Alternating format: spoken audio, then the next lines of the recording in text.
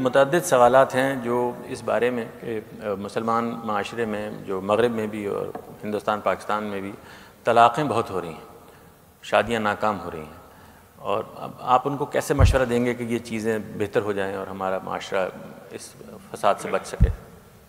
معلوم ہے کہ مغرب میں بھی یہ تحریک چل رہی ہے، ہمارے ملک میں بھی بہت ہے، میں جہاں رہتا ہوں وہاں بھی ہے کہ بچوں کو سیکس ایجوکیشن دی جائے۔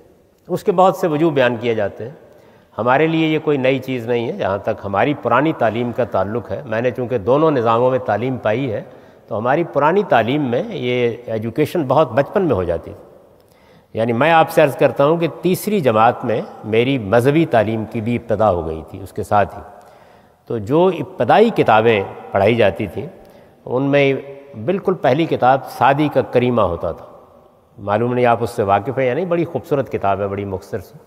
اس کے بعد جو دوسری کتاب تھی وہ نام حق تھی، اور اس میں وہ ساری چیزیں بیان کی گئی تھیں جس کے ایک حصے کو آپ سیکس ایجوکیشن کہتے ہیں۔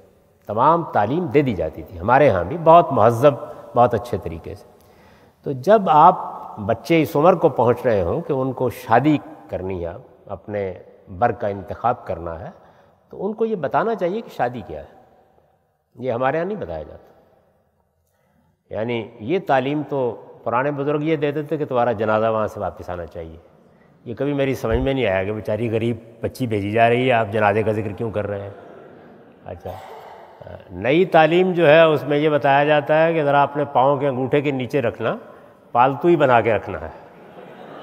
تو یہ جو چیزیں ہیں یہ ضرورت نہیں ہے۔ ضرورت اس چیز کی ہے کہ آپ یہ بتائیں کہ آپ کیا کرنے جا رہے ہیں، لڑکے کو بھی اور لڑکی کو بھی۔ ابھی جو میں نے آپ کو بتایا، آپ خدا کی اسکیم کا حصہ بننے جا رہے ہیں، آپ نئی نسل کو پیدا کرنے جا رہے ہیں، آپ ایک سنجیدہ معاہدہ کر رہے ہیں۔ اس میں جو گھر بن رہا ہے یہ یوں نہیں ہے کہ ایک تعلق پیدا کرنا تھا محبت کا، اس کو لیگلائز کر دیا گیا ہے، نہیں، یہ ایک ادارہ بنایا جا رہا ہے۔ اس ادارے نے وجود میں آنا ہے، اس میں میاں کی یہ حیثیت ہے، بیوی کی یہ حیثیت ہے، یہ ایجوکیشن ملنی چاہیے۔ اس تصور کو ہم نے لوگوں تک یا اپنے بچوں تک نہیں پہنچایا۔ اس کا نتیجہ یہ نکلتا ہے کہ ان کا عام تصور موجودہ زمانے میں یہ بن گیا ہے کہ یہ تو اصل میں باہمی طور پر اکٹھا رہ کے اپنے تعلق کو قانونی بنانے کا نام ہے۔ تو وہ کبھی قانونی بن جاتا ہے، کبھی غیر قانونی بن جاتا ہے، اس کے بعد جھگڑا شروع ہو جاتا ہے، اور پھر کوئی سال کے بعد، 2 سال کے بعد خاتمہ ہو جاتا ہے اس کا۔ بہت طلاقیں ہو رہی ہیں، اس میں کوئی شک نہیں۔